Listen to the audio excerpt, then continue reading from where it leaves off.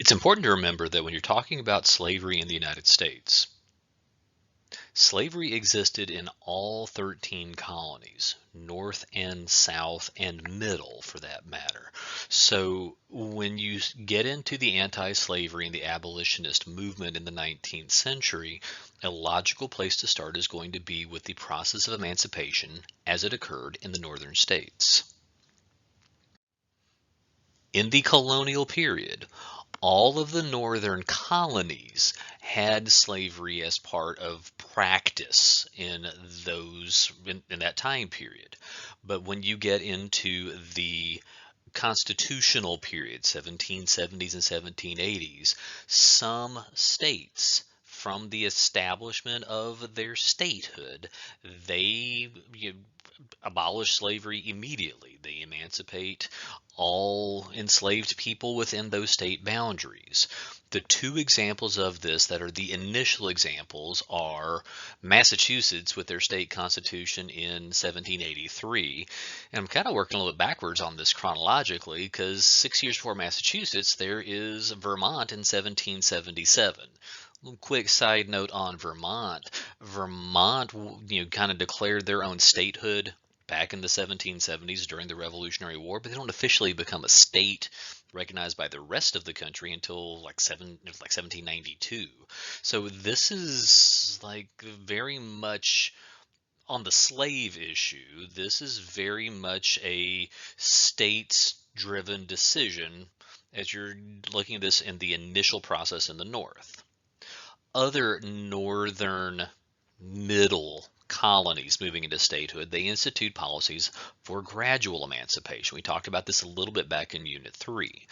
States like Pennsylvania and New York and New Jersey each have policies set in place, laws set in place that are going to kind of have an expiration date. The children of enslaved people will not be considered enslaved anymore. And so it's as a generational system. Things are supposed to expire in a certain point in time. When that date comes around kind of depends on like how you are interpreting the law and which state you're looking at. When I started teaching this class a couple decades ago, that year was kind of widely accepted to be in the mid 1820s, but they have uncovered some documents that kind of show that in places like New York and New Jersey and even into Indiana and Ohio, there are little pockets of slavery that were taking place well into the 1840s and 50s. But that's not part of the emancipation story. That is a different topic, slightly different topic. As you go from like the original 13 out here to the Northwest Territory, Ohio, Indiana, Illinois, and then Michigan and Wisconsin, the Northwest Ordinance in 1787 does not allow slavery to exist, which is kind of like law of the land. It's embedded into that even before the U.S. Constitution comes around. So in the free states, as they're on this map here for 1821, those free states, what you have with status of African Americans in the North is, for the most part, there is a steadily growing free African American population across the northern states. There is also, across the northern states, because of gradual emancipation, some small populations of enslaved African Americans. It is difficult, and I think historians are still kind of culling back through records. In some cases, it's going to probably never be very well defined as to an actual number on this, but we're talking in terms of hundreds, if not a few thousands on this. In those northern states, a lot of those northern states have laws that are restricting African American rights, whether that is the right to vote, because African Americans will not have the right to vote until after the Civil War. Democracy for the common man in the 1820s and 30s does not apply to African American men. And the same can be held for property rights. Some northern states have limitations on how much property African Americans could own. And so we'll get a little bit more on this in topic 412, specifically into the status of free African Americans in the North and in the South. But in terms of this anti-slavery abolitionist context that we're establishing here, this is the way things are going into, well, the 1810s, 1820s, that era of good feeling nationalism, even though there's pretty clearly some sectionalism that's built up at that same point in time. So during the era of good feeling, the first reform society that comes around dealing with the slavery issue is called the American Colonization Society. The goal of the Colonization Society was not only to try to end slavery, but it was more about trying to maintain a racial divide in society. And they were literally going to create that divide by the plan was to send African Americans to Africa and let them establish their own country there. There's actually a movement that goes on with this in the 1820s. The West African nation of Liberia is established in part by the American Colonization Society as a place for liberated African American slaves to, establish their own homeland. But in terms of like a US context on this is not really addressing the slavery issue in and of itself. This is more so a response to the problem of free African Americans.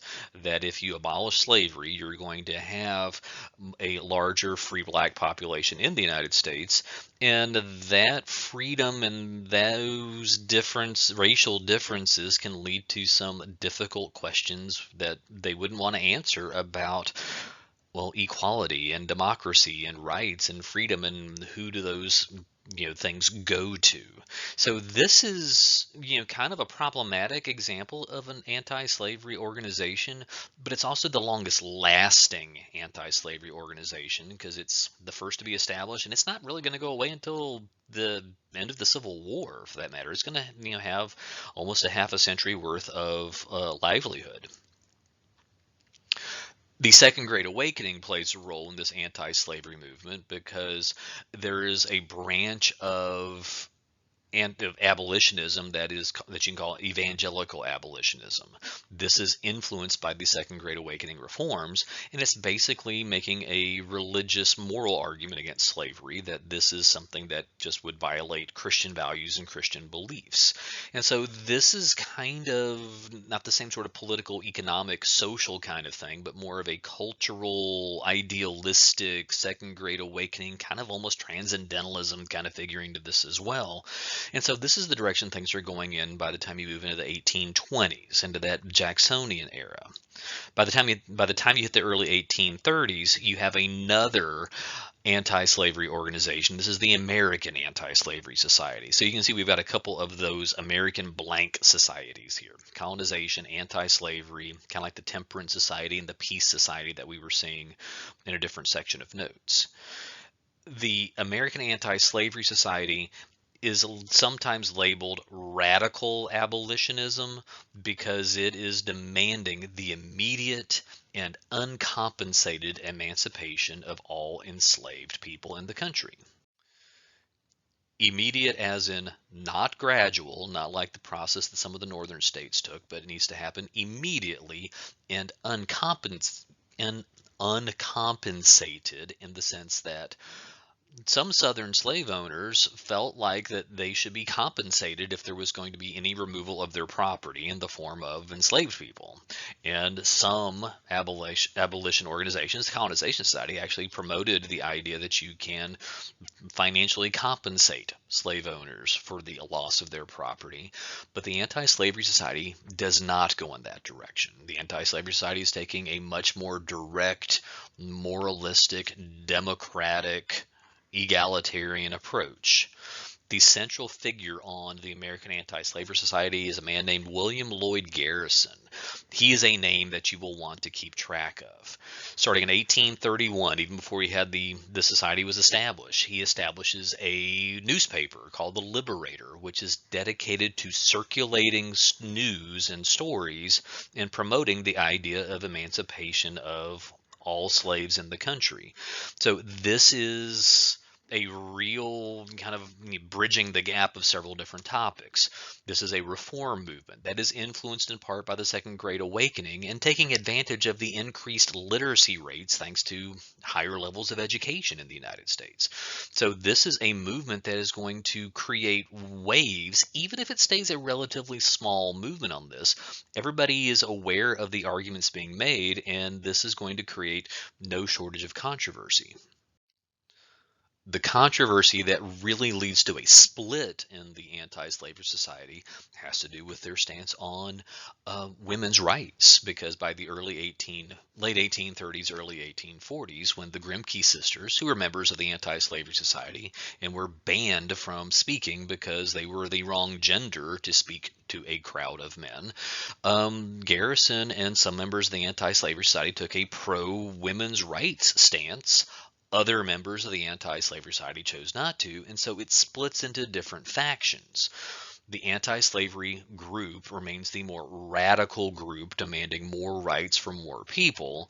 But then the second group on this, the more, I guess, moderate, more conservative group, they split and they are going to form a political party called the Liberty Party.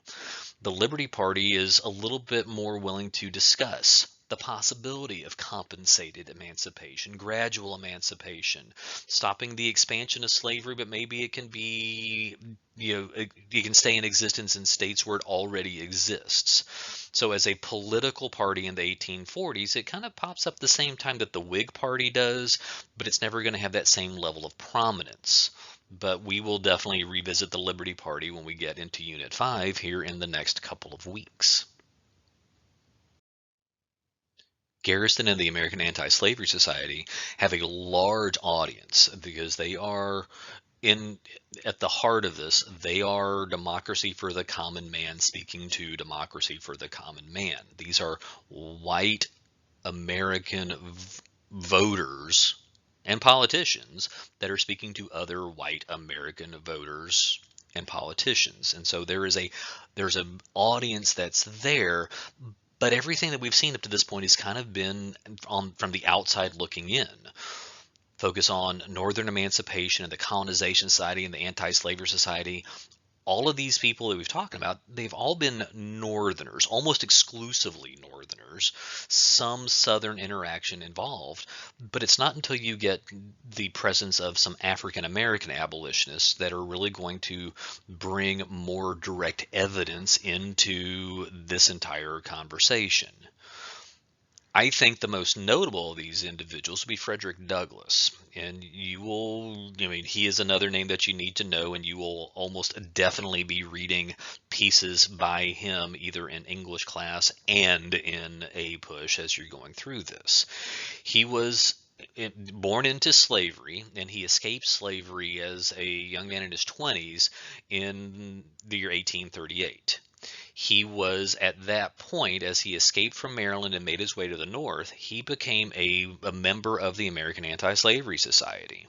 And as a member of the Anti-Slavery Society, he is making a decision to work within the political system, to try to work with politicians at the state and at the federal level to try to take steps to oversee the end of the institution of slavery in the country. He is also publishing lots of written materials. In 1845, he publishes his autobiography, a narrative of the life of Frederick Douglass, an American slave. It is something that a lot of high school students are assigned as reading, and it is a real eye-opening experience for people to see firsthand accounts of what slave experiences were like. In the 1840s, he also opens his own abolitionist newspaper called the North Star, appropriately named because the North Star as a point on the compass, well, you would follow the North Star not only to get your bearings straight, but it's also going to tell you how to move to the north, which is the path of escape for enslaved people in the South. So Frederick Douglass is probably one of the most influential Americans in the 19th century, leading into the Civil War, and he is definitely somebody that you want to pay particular attention to. Working within the political system, trying to get a political end to slavery. Sojourner Truth was born into slavery in New York and she escaped from slavery in 1826. Her birth name was Isabella Balmfree, and in the 1830s, when she converted to Christianity, Second Great Awakening reference here, she changed her name to Sojourner Truth as she was seeking truth as a way to explain to people like the terrors of slavery and why emancipation was and abolition was the direction that things should go in.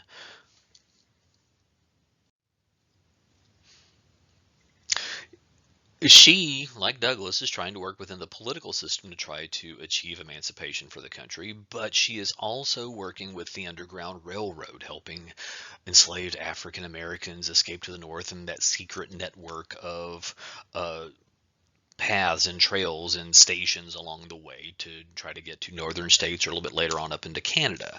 By the 1840s, she is also active in the women's rights movement because she may be an eloquent speaker and an appropriate speaker on the first-hand accounts of slavery, but she was also a woman, and so she was limited in her in her ability to be allowed to speak in certain circles. So again, you kind of see some blending of different topics coming into play as we're talking about this. Third figure to bring in here is David Walker. David Walker was born a free African American in the like 1800s, early 1800s. His contribution to the literature around anti-slavery and abolitionism is his book called An Appeal to the Colored Citizens of the World. This book is a direct appeal to African Americans, specifically in the North, in encouraging free Black Americans to take a stance and to take action against the evils of the institution of slavery, up to and including taking acts of violence, committing acts of violence to help achieve their goal because it seems like the most logical option that he sees in front of him. David Walker is a much more controversial figure in this, obviously, right? But this is somebody that is still a voice in the conversation, and we want to keep track of those different perspectives on this issue. So as you're looking at the abolition movement as you're going, up at least until the early mid 1840s, it is a fairly small movement. It is not as big as the women's rights movement, nowhere as big as the temperance movement that's going on. It's only going to be in the 1850s when we get into Unit 5 that the discussion about emancipation and abolition and anti-slavery gets to be on a more national level.